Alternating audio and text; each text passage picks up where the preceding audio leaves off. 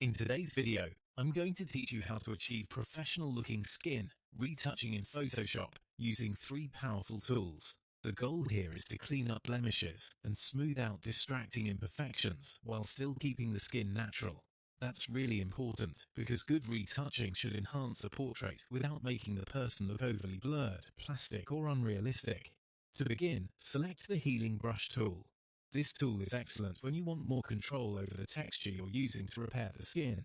Once you have it active, hold Alt on Windows or Option on Mac and click on a clean area of skin to sample a good texture. Try to choose an area that is close to the blemish you want to fix, since nearby skin usually matches best in tone and texture. After sampling, carefully paint over blemishes, pimples, or uneven areas. Photoshop will blend the texture you sampled with the color and lighting of the surrounding skin, which helps create a smooth and realistic correction. Work slowly and use short strokes rather than brushing over large areas all at once. That will help you keep the skin looking believable and avoid repeating textures too obviously. Next, switch to the patch tool. This is especially useful for slightly larger problem areas that may be harder to fix with a brush alone. Draw a selection around the area you want to repair. Then click inside that selection and drag it to a nearby section of smooth, healthy skin. When you release the mouse, Photoshop replaces the selected area and blends it with the surrounding texture. The key here is to drag your selection to skin that has a similar brightness and texture.